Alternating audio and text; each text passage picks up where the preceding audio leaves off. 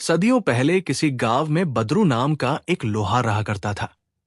वो इतना काम कर लेता था कि 2 वक्त की रोटी उसे और उसके परिवार को सम्मान के साथ मिल जाती थी।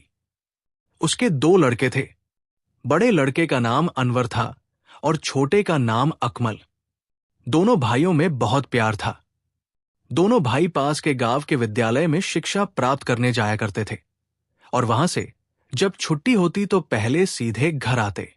उनकी मां उनके लिए खाना तैयार रखती और फिर खाना खाने के बाद दोनों खेलने के लिए मोहल्ले के बच्चों के साथ गांव से बाहर खुली जगह चले जाते। एक दिन दोनों भाई लड़कों के साथ खेल रहे थे कि एक लड़का दौड़ता हुआ आया और दूसरे बच्चों से बोला, दोस्तों, नदी किनारे बेरी पर बड़े बड़े बेर लग गए हैं। उसकी बात सुनकर सभी बच्चे उस तरफ दौड़ पड़े। उनमें अनवर और अकमल भी थे।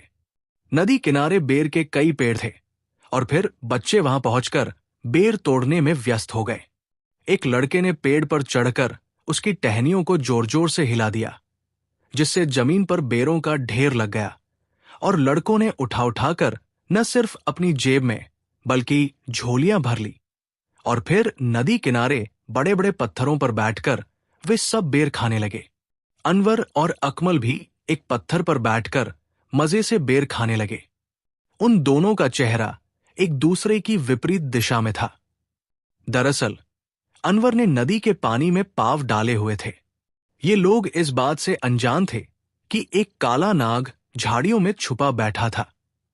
ये नागों का राजा था। इस नाग को दूसरे सांपों की तरह इंसानों से पुरानी दुश्मनी थी। और फिर काला नाग रेंगता हुआ धीरे धीरे अकमल की तरफ बढ़ा। अकमल के एक हाथ में छड़ी थी और वो छड़ी वाला हाथ बार बार हिला रहा था। नागराज ने करीब पहुंचकर उस हाथ पर डंक मार दिया।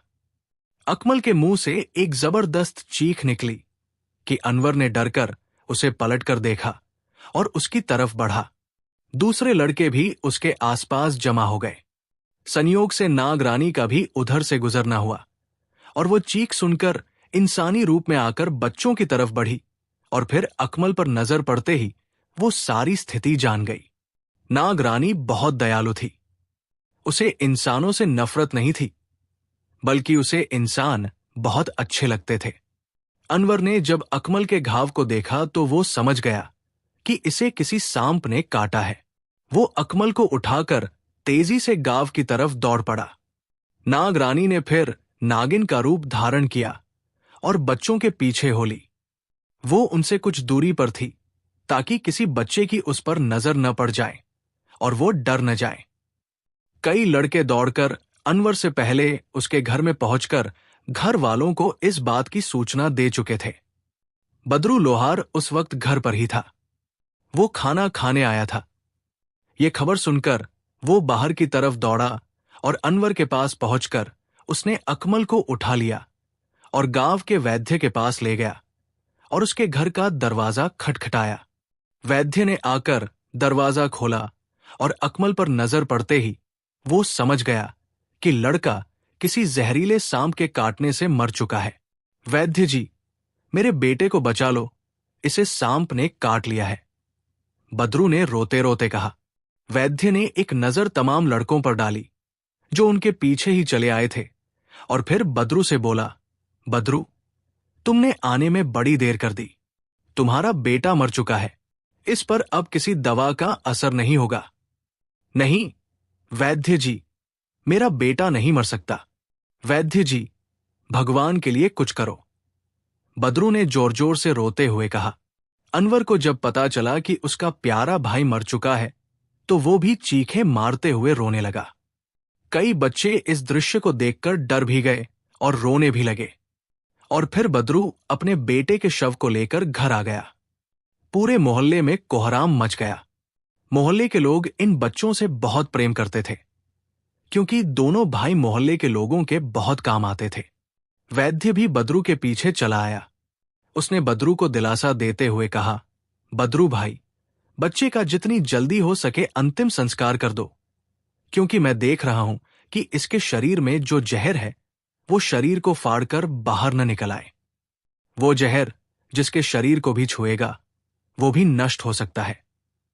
और फिर जल्दी से अकमल की शव यात्रा की तैयारी की गई और ले जाकर उसे एक समाधि में दफना दिया गया और लोग रोते बिलखते वापस हुए।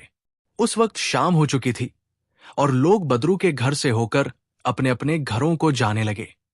उनके घर सिर्फ करीबी रिश्तेदार रह गए।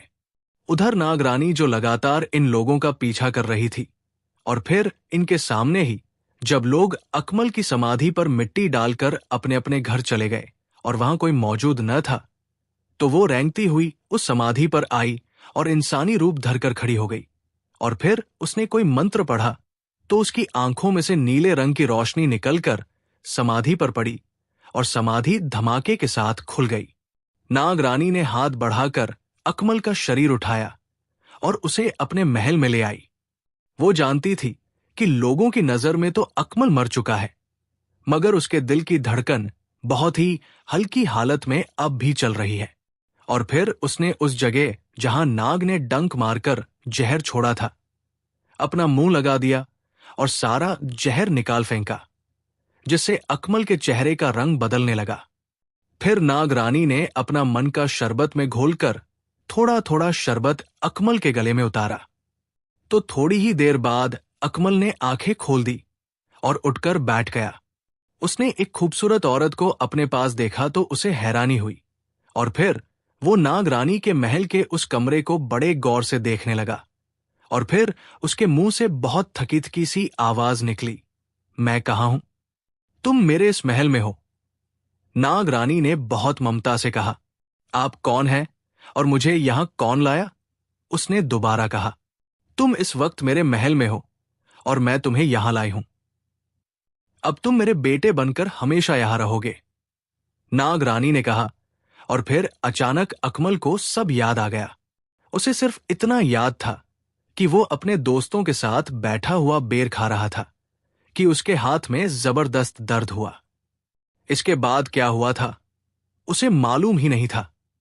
मेरा भाई कहाँ है और आप मुझे यहां अपने पास क्यों रखना चाहती हैं? अकमल ने पूछा। तुम्हारा भाई अपने घर में है और तुम्हारा यहां रहना बहुत जरूरी है। इस बात को तुम नहीं समझोगे। नागरानी ने प्यार से उसके गाल पर हल्की सी थपकी लगाते हुए कहा, मुझे क्या हुआ था? अकमल ने कुछ परेशान होते हुए पूछा। तुम्हें एक निर्दयी सांप ने डस लिया था, जो इंसानों का सख्त दुश्मन है, नागरानी ने कहा। ऐसा कहते हुए उसके चेहरे पर घृणा उभर आई। नागरानी को अपने पति से सख्त नफरत थी, इसलिए उसने अपना अलग महल बनवाया था और वो अपने पति से नहीं मिलती थी। सांप का सुनकर अकमल के चेहरे पर डर उभर आया और वो घबराकर इधर उधर देखने लगा। घबराओ नहीं, वो यहां नहीं आ सकता। तुम पूरी तरह सुरक्षित हो। हां, अगर तुमने यहां से जाने की कोशिश की तो फिर वो तुम्हें दोबारा डस सकता है, नागरानी ने बताया। तो वो और भी डर गया। अभी उसकी उम्र ही क्या थी? वो डरते डरते बोला, मैं यहां से कहीं नहीं जाऊंगा। मगर मेरे माता पिता और मेरा भाई कहाँ हैं और क्या मैं उनसे नहीं मिल सकता? अकमल ने कहा। ये कहते हुए उसकी आंखों में आंसू आ गए। नागरानी ने उसके आंसू पोंछ दिए और बड़े प्यार से बोली, देखो अकमल, तुम अभी कुछ समय अपने माता पिता और भाई से नहीं मिल सकते, क्योंकि वो सांप बहुत खतरनाक है। वो उन्हें भी डंक मार देगा और वे मर जाएंगे। नागरानी ने उसे डराते हुए कहा। दरअसल वो जानती थी कि अगर अकमल को उनके माता पिता और भाई से मिलाया गया या उसे उनके घर छोड़ा गया तो वे उससे डर जाएंगे। वे कभी भी यकीन नहीं करेंगे कि अकमल जिंदा है। वे तो उसे उसका भूत समझेंगे।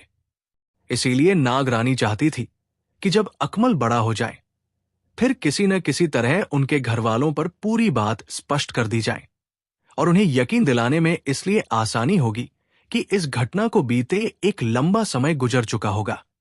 मगर अकमल के दिल से उसके माता पिता और भाई का ख्याल फौरन निकालना बहुत मुश्किल बात थी।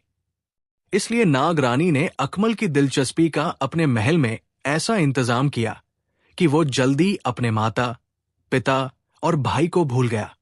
नागरानी ने अपनी सभी दासियों को, जो इंसानी रूप धर सकती थी, सख्ती से आदेश दे रखा था कि वे भी सांप के रूप में अकमल के सामने ना आए, और जो सांप ये ताकत नहीं रखते उन्हें महल से दूर रहने को कहा गया। नागरानी अक्सर अकमल को लेकर दूर दराज की सैर कराने ले जाती ताकि उसका दिल बहला रहे। इस तरह दिन गुजरते रहे और 1 साल बीत गया। इस दौरान नाग राजा को भी इस बात का ज्ञान हो गया कि नदी किनारे उसने जिस इंसानी बच्चे को डसा था उसे नाग रानी ने बचा लिया है, बल्कि अब वो बच्चा उसके महल में पल रहा है, तो वो बहुत क्रोधित हुआ। मगर वो नाग रानी के पिता का एक मंत्री था और उसके खानदान में कभी कोई राजा नहीं हुआ। चूंकि दूर दूर तक नाग रानी के पिता को कोई नाग राजकुमार नजर नहीं आया, इसलिए उसने नाग रानी की शादी अपने मंत्री के उस लड़के से कर दी। मगर उसने नागमणि, जो राजा या रानी होने की असली निशानी है, अपनी बेटी को ही सौंप दी। इस तरह असली नागों की रानी वही घोषित हुई। यही वजह थी कि नाग राजा नाग रानी के सामने बेबस था। मगर उसे चूंकि इंसानों से दुश्मनी थी, इसलिए उसे ये बात खटकती रही और वो सोचता कि नाग रानी के महल से उस इंसान के लड़के को कैसे निकाला जाए। नाग रानी ने महसूस कर लिया था कि अकमल का दिल यहां बहल गया है। अब उसे अपने माता, पिता और भाई की याद कम ही आती है और वो अकेला ही बाग में घूम फिर भी आता है। इसलिए वो उसके बारे में काफी संतुष्ट हो गई। उसे पता नहीं था कि नाग राजा उसका दुश्मन हो चुका है। एक दिन अकमल नाग रानी के महल के बाग में खेलता हुआ जरा दूर निकल गया। नाग राजा हर वक्त उसकी ताक में रहता था। उसने जो अकमल को नाग रानी के बाग से निकलकर एक सीमा की तरफ जाते देखा तो वो उसके पीछे लग गया। संयोग से उस देश का राजा शाह अमीन शिकार खेलता हुआ उस तरफ आ निकला और उसकी अकमल पर नजर पड़ गई। वो इस खूबसूरत लड़के को इस वीरान जगह देखकर सख्त हैरान हुआ और फिर अचानक उसे एक काला नाग नजर आया। ये नाग राजा था जो अकमल का पीछा कर रहा था और चाहता था कि वह और कुछ दूर जाए तो उसे डस ले। शाह अमीन इस नाग के खतरनाक इरादे को भांप गया और उसने फौरन कमान संभाली और तीर कमान पर चढ़ाकर निशाना लिया और तीर छोड़ दिया, जो सीधा नाग राजा की गर्दन में जा घुसा और नाग राजा का अंत हो गया। नाग रानी के कुछ नाग छुपकर अकमल का पीछा किया करते थे। नाग रानी ने उन्हें अकमल की सुरक्षा के लिए छोड़ा हुआ था। उन्होंने नाग राजा को अकमल का पीछा करते देखा तो वो दौड़े गए और नाग रानी को इस बात की सूचना दी। नाग रानी जब वहां पहुंची तो नाग राजा शाह अमीन के तीर का निशाना बन चुका था। उसने देखा इस देश का राजा अकमल को अपने घोड़े पर सवार करके ले जा रहा है। पहले तो उसने सोचा कि वह राजा को डसकर अकमल को ले आए, मगर वह दयालु थी, किसी इंसान को डस नहीं सकती थी। और फिर उसके दिल में ख्याल आया, अकमल एक राजा के साथ जा रहा है जो संतान जैसी नेमत से वंचित है। वो उसे बड़े प्यार से पालेगा। मगर इतना समय अकमल उसके पास रहा था, वो भी निस्संतान थी, जिसकी वजह से उसे अकमल से प्रेम हो गया। वो उसे अपना बेटा समझने लगी थी, मगर वो जानती थी अकमल की शाही महल में अच्छी तरह परवरिश होगी। उसने उन लोगों का राजा के महल तक पीछा किया। राजा ने अकमल को ले जाकर अपनी रानी को सौंपा और उसे बताया कि ये लड़का उसे एक वीराने में मिला है, अब वो इस महल में उनका बेटा बनकर परवरिश पाएगा। रानी अकमल को देखकर बहुत खुश हुई। उसके अंदर की ममता जाग उठी। राजा और रानी अकमल को पाकर बहुत खुश हुए। यहां हर तरह का आराम था। वो राजकुमारों की तरह रहने लगा। पहले उसे कभी कभी अपने माता, पिता और भाई याद आ जाया करते थे, मगर अब एक और चेहरा भी उसे याद आने लगा, और वह थी नागरानी, जिसने 1 साल में उसे ऐसा प्रेम दिया कि वो उसे सगी मां की तरह याद आने लगी। और फिर शाही महल में उसे राजकुमारों की तरह शिक्षा दी जाने लगी। एक दिन अकमल अपने गुरु से पढ़कर महल में आ रहा था कि उसे नागरानी नजर आई। अकमल दौड़कर उसकी टांगों से लिपट गया और बोला, दाई मां, आप मुझे बहुत याद आती है। बेटे, तुम भी मुझे बहुत याद आते हो। मैंने सोचा तुम्हारी यहां अच्छी तरह देखभाल होती है, इसलिए अब तुम्हें यही रहना चाहिए। राजा और रानी तुम्हें अपनी संतान की तरह चाहने लगे हैं। मैं भी कभी कभार तुम्हें आकर मिल लिया करूंगी। और फिर वे दोनों वहां बैठे काफी देर तक बातें करते रहे। अकमल जब समय पर महल न पहुंचा तो रानी को चिंता हुई। उसने एक दासी को दौड़ाया कि पता करे अकमल अभी तक महल में वापस क्यों नहीं आया। दासी अभी दूर ही थी कि नाग रानी ने उसे देख लिया कि वो अकमल की तलाश में आ रही है। इसलिए वो अकमल से बोली, अकमल वो देखो, शाही दासी तुम्हें तलाश करती आ रही है। अब मैं चलती हूं, फिर किसी दिन आऊंगी। अकमल उठकर दासी की तरफ बढ़ा। उधर नागरानी सांप के रूप में आकर वहां से चली गई। दासी ने करीब आकर कहा, राजकुमार जी, आप कहां थे? रानी जी आपके समय पर महल न लौटने पर परेशान हो रही है। चलिए, वो आपको याद कर रही है। अकमल ने उसे कोई जवाब न दिया, खामोशी के साथ उसके साथ चल दिया। रानी महल के दरवाजे पर बेचैनी के साथ इंतजार कर रही थी। अकमल को देखते ही वो उसकी तरफ बढ़ी और प्यार करने लगी। उस वक्त रानी का भाई नादिर, जो कि राजा का मंत्री भी था, किसी काम से आया। उसने जब अपनी बहन को अकमल को इस तरह प्यार करते देखा तो जल भुन गया। उसके दिल में ये बात आई कि रानी यानी उसकी बहन उसके बेटे को प्यार क्यों नहीं करती। अकमल मासूम सूरत, भोला भाला और राजकुमारों जैसा था। इस बात को नादिर भी समझता था, मगर फिर भी वो चाहता कि रानी उसके बेटे को, जो कि उसका खून है, प्यार किया करे। नादिर के साथ उसका सहायक भी था। उसने जो नादिर की ये हालत देखी तो स्थिति को भांप लिया। उसने नादिर से पूछा, महाराज, आप किन सोचों में गुम हैं? पोरश, हम सोच रहे हैं कि हमारी बहन हमारे बेटे को इतना प्यार क्यों नहीं करती जितना इस लड़के को करती है। नादिर ने कहा, महाराज, आप तो ये सोच रहे हैं और मैं ये सोच रहा हूं कि बड़ा होकर राजा इसे अपने सिंहासन पर न बिठा दे, क्योंकि महाराज ने इसे अपना बेटा बनाया हुआ है। पोरश की बात सुनकर नादिर चौंक पड़ा और बोला, पोरश, हमने तो कभी सोचा ही नहीं था। ये बात तो बहुत खतरनाक है। इस तरह तो राजपाट हमारे हाथ से निकल जाएगा और ये मैं कभी होने नहीं दूंगा। मैं रानी का भाई हूं। इस तरह राजा के बाद सिंहासन हमारे बेटे को मिलना चाहिए। नादिर ने कहा, यही विनती कर रहा हूं महाराज, इस कांटे को किसी तरह साफ कर दें। पोरश ने कहा, यही देखना होगा, मैं लड़के का क्या हाल करता हूं। ये कहते हुए वो राजा से मिलने चले गए। उसी रात कोई आधी रात का समय होगा। एक काले कपड़े पहने हुए व्यक्ति खिड़की के रास्ते रानी के महल से गुजरकर अकमल के कमरे की तरफ बढ़ा। उसके हाथ में एक बहुत ही तेज धार वाला खंजर था। और फिर वो जैसे ही कमरे में दाखिल हुआ, उसने देखा अकमल गहरी नींद पड़ा सो रहा है। उसके सिरहाने एक मोमबत्ती जल रही थी।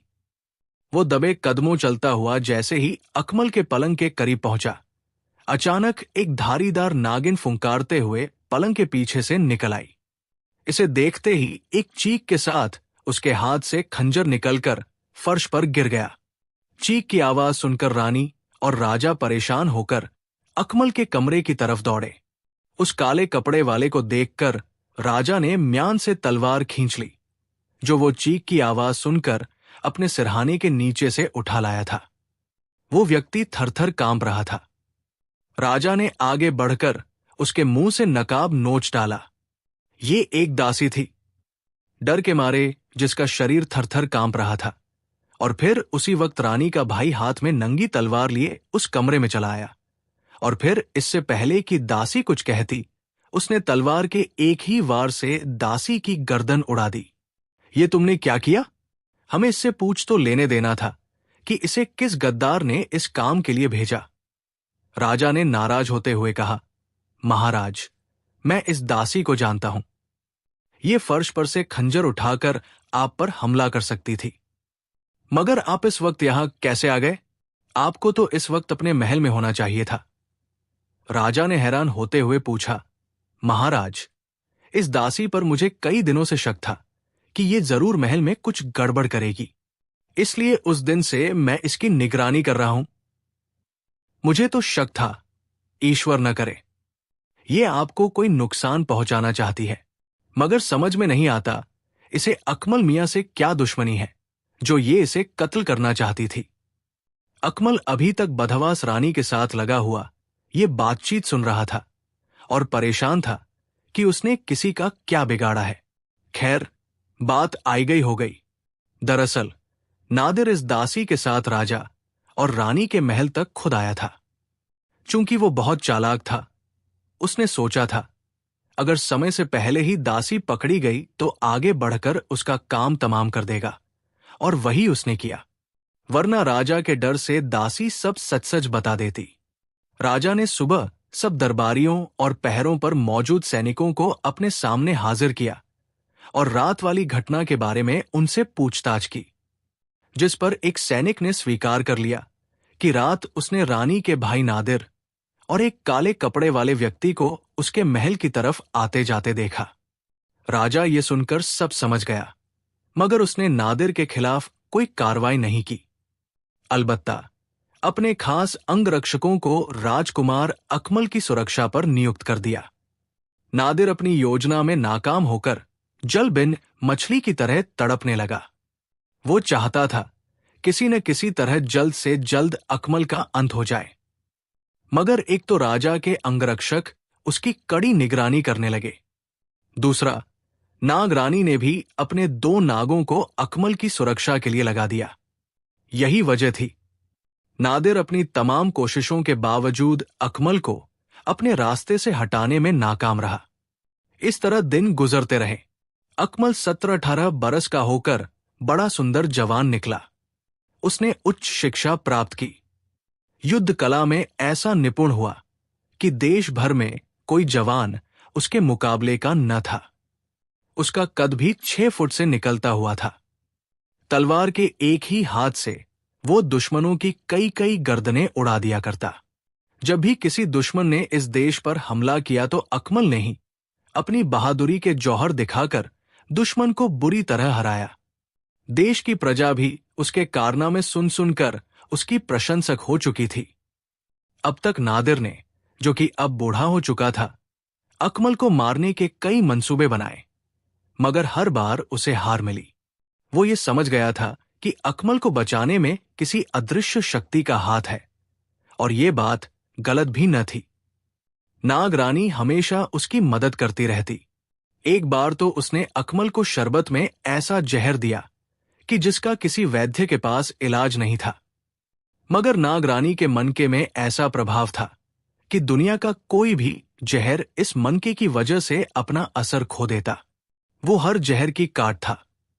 नाग रानी ने नादिर की हरकतों को देखते हुए वो मनका अकमल के बाजू में बांध दिया। इस मनके का ये प्रभाव भी था कि इसके होते हुए आग बेअसर हो जाती। चाहे जिसके पास मनका हो वो आग ही में क्यों न कूद जाए, आग का उस पर असर नहीं हो सकता था। नाग रानी ने ये मनका अकमल के बाजू पर बांधते हुए उसे बताया था। यही नहीं, वो पानी में भी डूब नहीं सकता था, चाहे समुद्र की गहराई तक क्यों न चला जाए। अकमल इन बातों को जानकर बहुत खुश हुआ। उसे जमाने भर की खुशियां हासिल थी। नाग रानी और राजा और रानी जैसे दयालु और प्रेम करने वाले लोग उसके साथ थे, मगर फिर भी अकमल अपने माता, पिता और भाई को नहीं भूला। वो अक्सर नाग रानी से अपने माता, पिता और भाई के बारे में पूछता, मगर नाग रानी उसे टाल देती और वो उदास होकर रह जाता। इधर अकमल के माता, पिता और भाई भी उसे नहीं भूले थे। अनवर भी अकमल की तरह ऊंचा, जवान और खूबसूरत निकला। उसके पिता ने अपने बेटे को भी युद्ध विद्या तो सिखा दी, मगर उसे राजा की फौज में भर्ती होने के लिए नहीं भेजा, क्योंकि अब उसके माता पिता को उसके सहारे की जरूरत थी, क्योंकि वे भी बूढ़े हो चुके थे और अनवर भी अपने बूढ़े माता पिता को छोड़कर जाना नहीं चाहता था। उन्हीं दिनों एक शैतान स्वभाव का जादूगर न जाने कितने सालों से एक पहाड़ की गुफा में बैठा कोई तपस्या कर रहा था। ये लालची सुनार था जो लोगों के जेवर बनाया करता और सोने में आधे से ज्यादा खोट डाला करता। एक बार फौज के एक बड़े अफसर की पत्नी के जेवर में जब उसने मिलावट की तो किसी तरह उस अफसर को पता चल गया, और न सिर्फ उसने अपने सिपाहियों से उसकी खूब पिटाई करवाई, बल्कि उसकी दुकान भी बंद करवा दी और उसे धक्के देकर गांव से निकलवा दिया।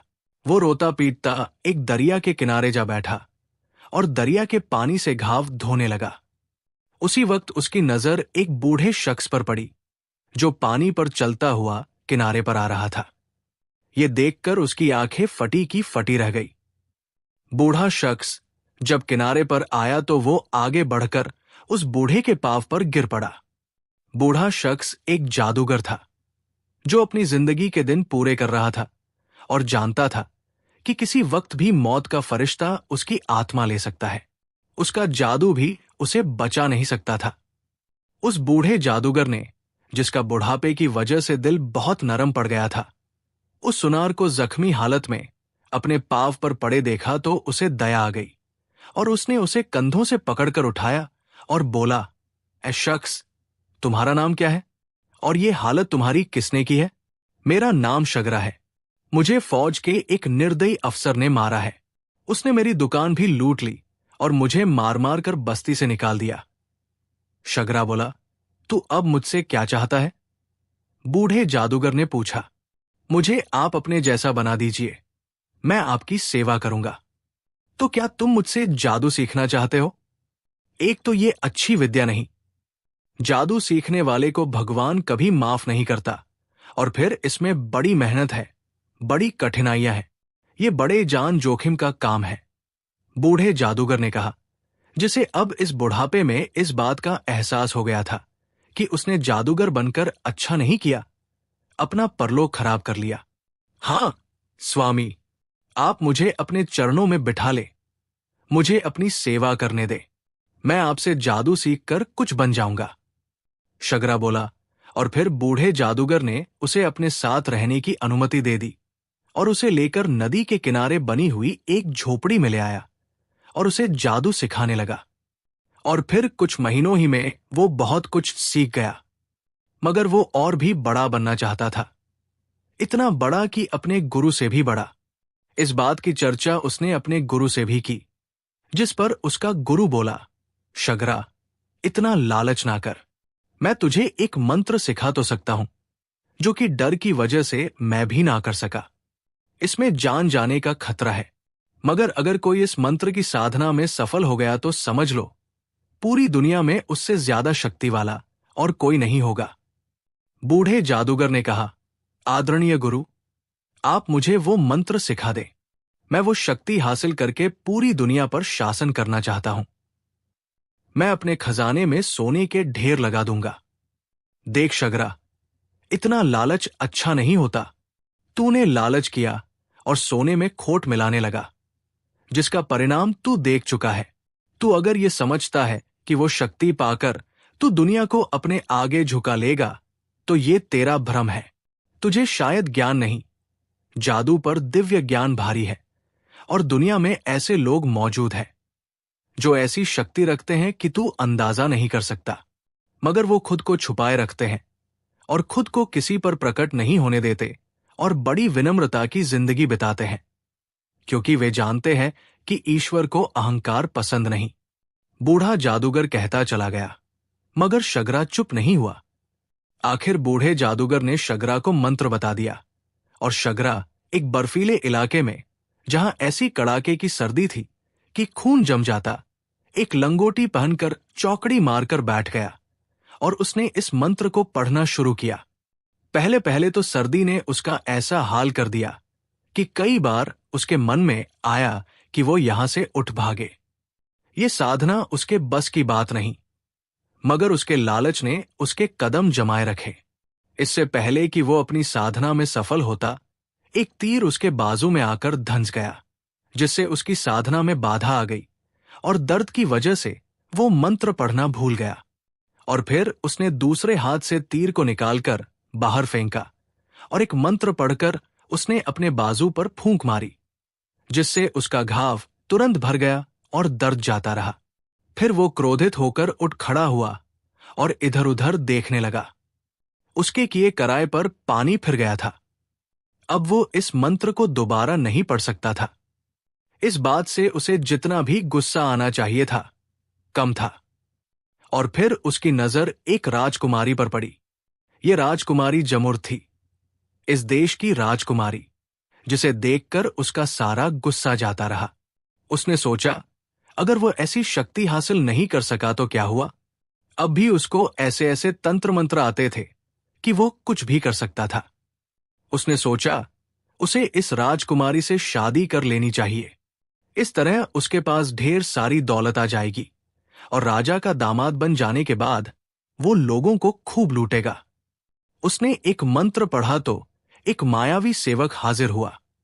शगरा ने उससे कहा, ए सेवक, मैं इस राजकुमारी से शादी करना चाहता हूं, जो वो सामने घोड़े पर जा रही है। बता, मैं इसे कैसे हासिल कर सकता हूं? ये इस देश की राजकुमारी जमुर्द है। इसे वही व्यक्ति हासिल कर सकता है जो खेल के मैदान में दूसरे नौजवानों को हरा सके। अगले महीने की 14वीं तारीख को मुकाबले होंगे, जिसमें कई देशों के राजकुमार हिस्सा ले रहे हैं। तुम अगर उनको मुकाबले में हरा दो तो राजकुमारी को तुमसे शादी करनी पड़ेगी। उसके सेवक ने बताया, ये मुकाबला जीतना मेरे लिए कौन सी मुश्किल बात है? मैं अपने मंत्रों से किसी राजकुमार को सफल नहीं होने दूंगा। स्वामी, आपको शायद याद नहीं, आपके गुरु ने आपको बताया था कि दुनिया में ऐसे लोग हैं जिनके सामने ये जादू मंत्र कोई महत्व नहीं रखते। हो सकता है इन राजकुमारों में कोई ऐसा हो जिस पर तुम्हारे जादू का कोई असर ना हो। इसलिए आपको लालच नहीं करना चाहिए और इस मुकाबले में हिस्सा लेने का विचार छोड़ दें। शगरा के सेवक ने कहा, तुम यहां से चले जाओ, मैंने तुमसे ये सलाह नहीं मांगी। शगरा ने कहा। उसका सेवक गायब हो गया।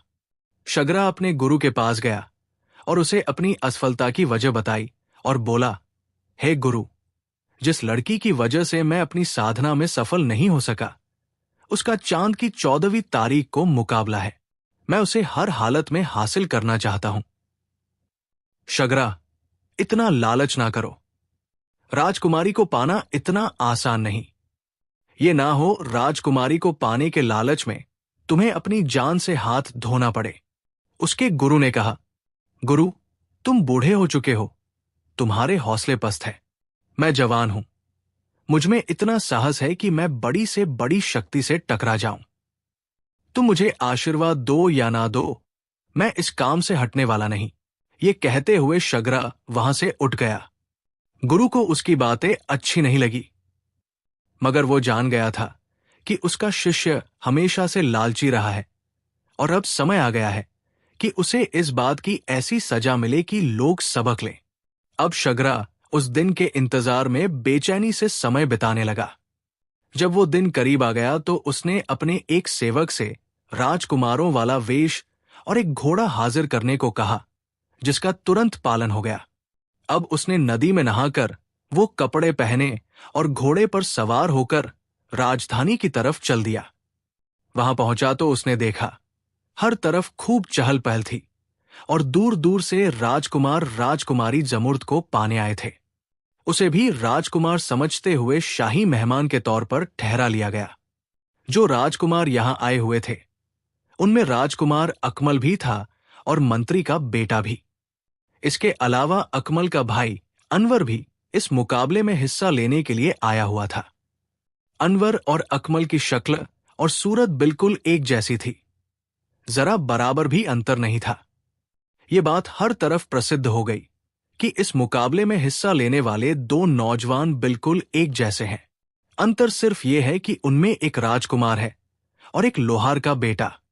ये बात उस देश के राजा को जब मालूम हुई तो उसके मन में इन दोनों से मिलने की इच्छा पैदा हुई और उसने अपने सिपाहियों को भेजकर उन दोनों को अपने महल में बुलवा लिया। ये दोनों जब राजा के महल में पहुंचे तो एक दूसरे को देखकर चौंक पड़े। अनवर तो ये समझा कि इन दोनों का हमशक्ल होना संयोग है, मगर अकमल जान गया कि उसका भाई अनवर है। राजा ने उन दोनों को देखा तो ईश्वर की लीला पर आश्चर्यचकित हो उठा। उन दोनों में बाल बराबर अंतर नहीं था। वे जुड़वा तो नहीं थे, मगर ये भी ईश्वर की माया थी। और फिर राजा ने उन्हें विदा किया और दोनों अपने अपने तंबुओं में चले आए। अनवर हैरान था कि राजकुमार की शक्ल उससे कितनी मिलती है कि आईने में जब वो अपना प्रतिबिंब देखता है तो वो बिल्कुल राजकुमार जैसा ही नजर आता है। नादिर ने भी अपने आदमी लिए और राजकुमार के पीछे चला आया ताकि जहां मौका मिले अकमल को मार दे। उधर शगरा को भी अंदाजा हो गया था कि जितने भी राजकुमार इस मुकाबले में हिस्सा लेने के लिए आए हैं उनमें अकमल ही एक ऐसा राजकुमार है जिसका मुकाबला जीतने की ज्यादा संभावना है।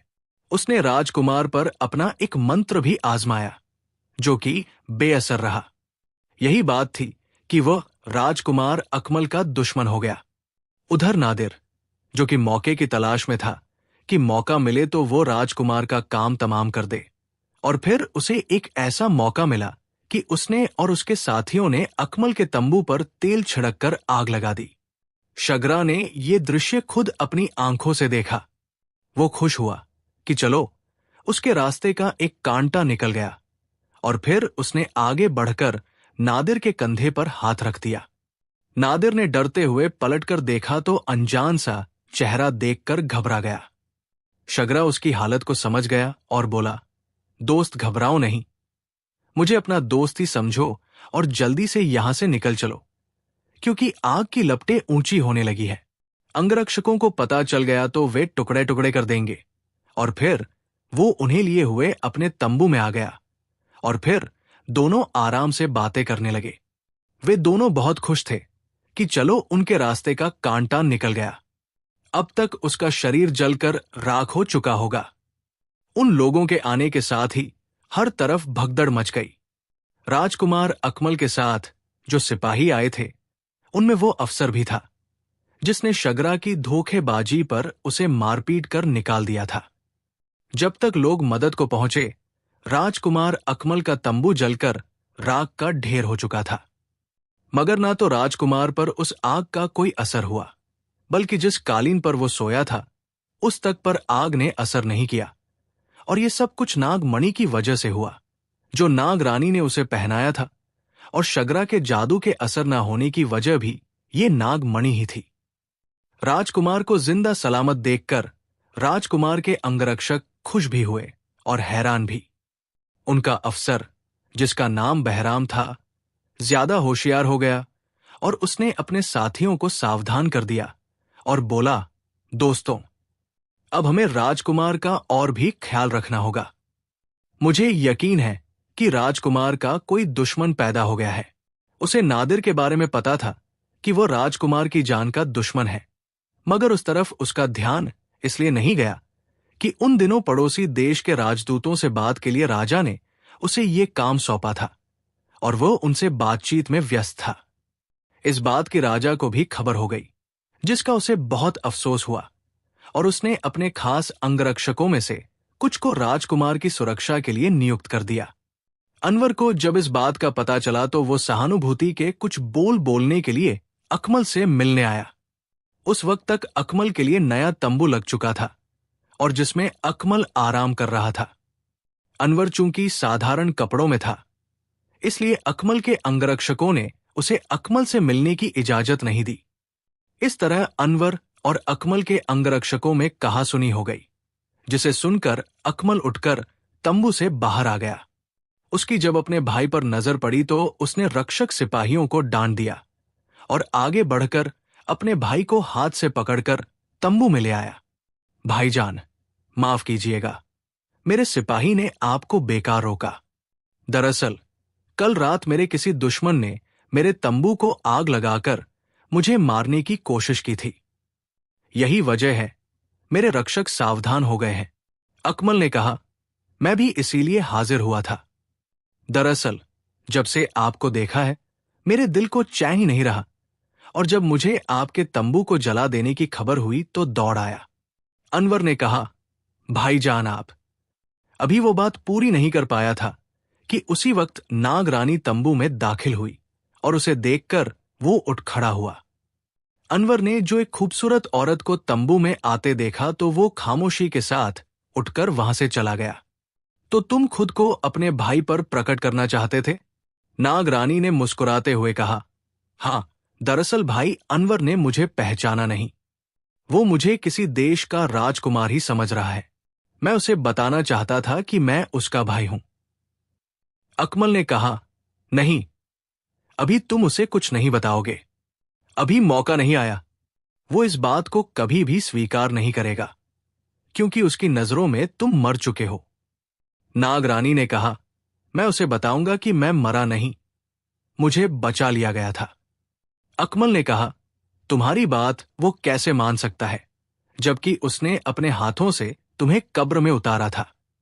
नागरानी ने कहा, क्या क्या मेरे घर वालों ने मुझे मुर्दा समझते हुए दफना दिया था? अकमल ने चौंकते हुए कहा, हां, अकमल, ये सही है। गांव के वैद्य ने तुम्हें मुर्दा कह दिया था। उसका विचार था कि तुम मर चुके हो।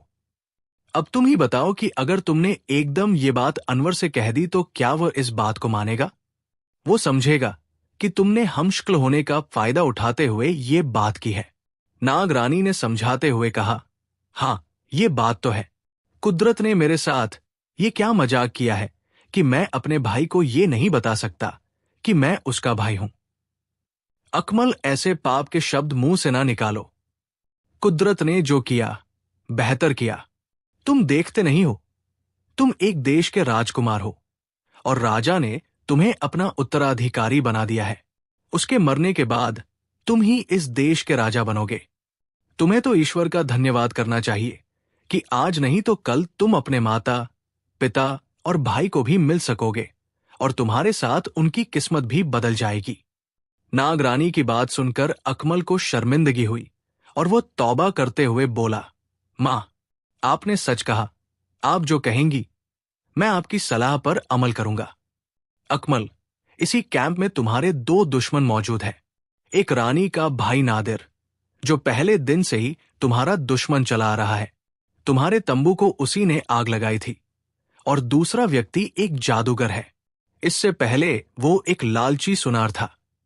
अब वो एक जादूगर बन गया है और चाहता है इस देश की राजकुमारी जमूर्द से शादी करके राजा के मरने के बाद इस देश का राजा बन जाए और लोगों पर अत्याचार करके अपने खजाने को खूब भरता जाए। इस वक्त ये दोनों इकट्ठे हो चुके हैं। अब उन्हें तुम्हारे जिंदा बच जाने की खबर हो गई है और वे सिर जोड़े तुम्हारे खिलाफ योजनाएं बनाने में व्यस्त हैं। नागरानी कहती चली गई, वे दोनों इस वक्त कहां हैं? अकमल ने पूछा। इसी कैंप में है। उनके तंबू का रंग पीला है, नागरानी ने बताया। ये सुनकर अकमल ने ताली बजाई और तुरंत ही एक सिपाही दौड़ता हुआ आया। क्या आदेश है राजकुमार? उस सिपाही ने पूछा। अपने सरदार बहराम को बुलाओ। अकमल ने आदेश दिया। थोड़ी देर बाद नागरानी की मौजूदगी में बहराम हाजिर होकर सलाम कराया। बहराम, हमें पता चला है जिस व्यक्ति ने हमारे तंबू को आग लगाई थी वो इसी कैंप में मौजूद है और इस वक्त पीले तंबू में एक जादूगर के पास बैठा मेरे खिलाफ साजिशें कर रहा है। उसे और उस जादूगर को तुरंत गिरफ्तार करके मेरे पास ले आओ। अकमल ने कहा, बहुत अच्छा राजकुमार, मैं अपने साथियों के साथ जाकर अभी उन दोनों को पकड़ लाता हूं।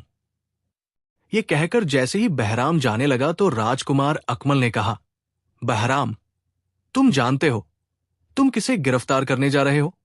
उससे डरोगे तो नहीं? नहीं राजकुमार, मुझे मालूम नहीं वो कौन है, मगर आप चिंता न करें। वो जो कोई भी होगा मैं उसे पकड़ लाऊंगा। बहराम ने जवाब दिया, वो व्यक्ति हम ही हुजूर का भाई नादिर है। हमारे तंबू को उसी ने आग लगाई थी। अकमल की बात सुनकर बहराम बोला, राजकुमार, शायद आपको ज्ञान नहीं। महाराज नादिर के बारे में जानते हैं कि वो आपका दुश्मन है, इसीलिए तो उन्होंने मुझे खास निर्देश देते हुए आपकी सुरक्षा सौंपी थी। अगर मैं उसे गिरफ्तार करता हूं तो मुझे परवाह नहीं। मैं ना सिर्फ आपकी बल्कि महाराज के आदेश का पालन करूंगा।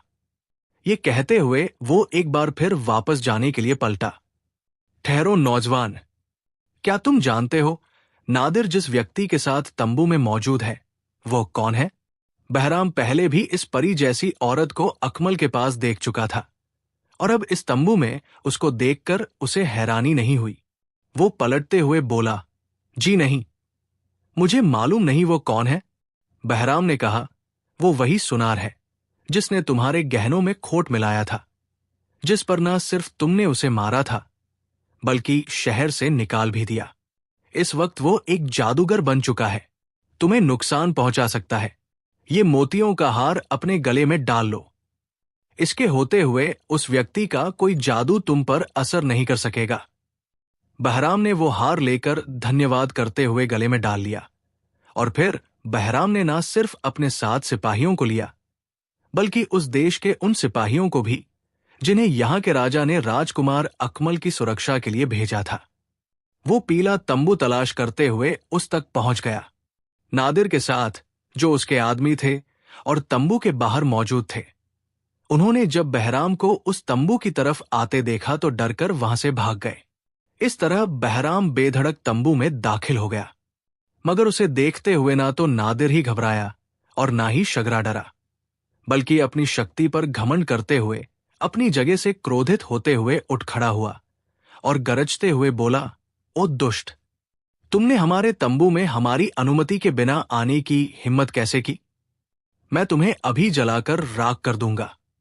यह सुनकर बहराम को भी गुस्सा आ गया और वो सख्त लहजे में बोलते हुए बोला, ओ शगरा सुनार, क्या तू वो दिन भूल गया है जब मैंने मार मार कर तुम्हें शहर से निकाल दिया था?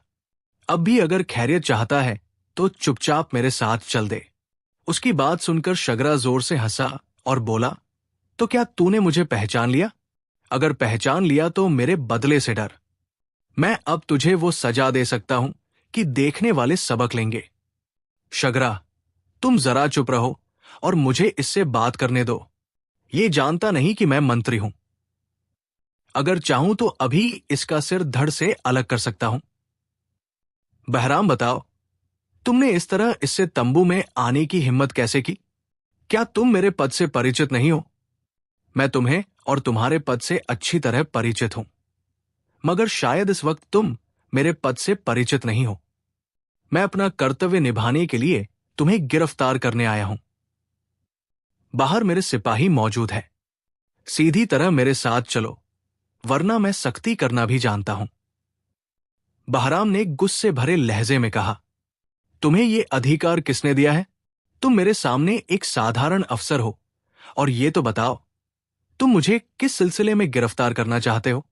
नादिर ने जरा नरम पड़ते हुए पूछा। तुमने अपने साथियों के साथ मिलकर राजकुमार अकमल के तंबू को आग लगाई थी ताकि वो जल मरे और तुम्हारा रास्ता साफ हो जाए। दूसरी बात यह कि मैं ऐसा महाराज और राजकुमार अकमल के आदेश से करने आया हूं। बहराम ने कहा। अब तो नादिर का रंग उड़ गया और उसकी टांगें कांपने लगी। ये देखते हुए शगरा ने नादिर को अपने पीछे लिया और बोला, बहराम, बहुत हो गया। अब भलाई इसी में है कि यहां से चले जाओ, वरना कुछ देर बाद तुम्हारे शरीर की यहां राख पड़ी होगी। तुम मेरा कुछ भी नहीं बिगाड़ सकते। मैं जानता हूं तुमने जादू सीख लिया है, मगर शायद तुम ये नहीं जानते। जादू का तो तोड़ है, मगर उस चीज का तोड़ नहीं जो अल्लाह के नेक बंदे कर सकते हैं। उसकी बात सुनकर पल भर के लिए तो शगरा परेशान हो गया। उसको अपने गुरु की बात याद आ गई, मगर फिर उसे अपनी वो बेइज्जती याद आ गई जो वो पहले बहराम के हाथों उठा चुका था। अब उसने एक मंत्र पढ़ा और बहराम पर फूंक मारी, मगर उसके मंत्र का बहराम पर कुछ असर न हुआ। ये देखते हुए उसे राजकुमारी जमुर्द पर बहुत गुस्सा आया। अगर उस दिन वो उसके साधना का सिलसिला न तोड़ती तो इस वक्त वो बहुत बड़ा जादूगर बन सकता था और बहराम को चींटी की तरह मसल सकता था। अब किन सोचों में गुम हो? खैरियत चाहते हो तो चुपचाप मेरे साथ चलो, वरना मुझे सख्ती करनी पड़ेगी। बहराम के लहजे में और सख्ती आ गई। उन दोनों के चेहरे लटक गए और दोनों सिर झुकाए तंबू से बाहर निकल आए। बहराम उन्हें लेकर राजकुमार अकमल के पास जाना चाहता था, मगर राजा के रक्षकों के अफसर ने कहा, ये हमारे अपराधी हैं, इन्हें महाराज ही सजा दे सकते हैं। और फिर वो उन दोनों को लेकर राजा के दरबार में पहुंचे। बहराम अकमल के पास आया और उसे सारी स्थिति बताई। राजकुमार को इस पर क्या आपत्ति हो सकती थी? वो बोला, बहराम, इस देश में हमारा आदेश नहीं चल सकता। अगर राजा इन्हें सजा देना चाहता है तो ये उसका अधिकार बनता है। दरबार लगा हुआ था।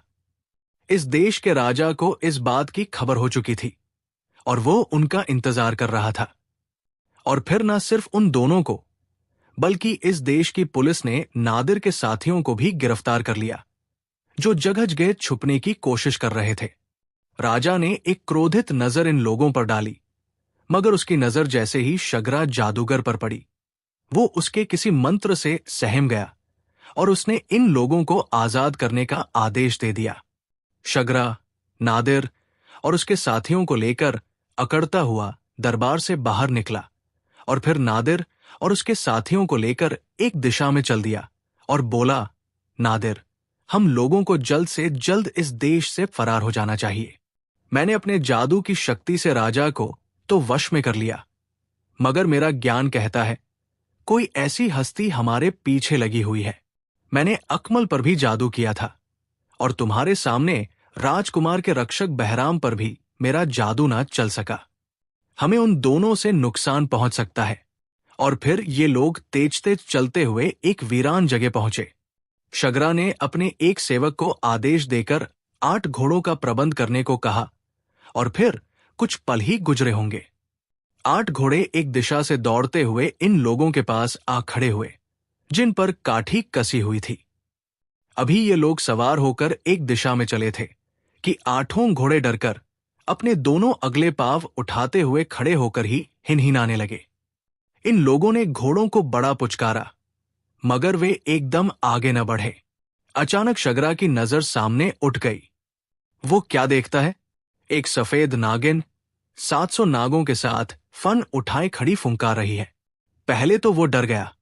उसे मालूम हो गया कि ये नागरानी है।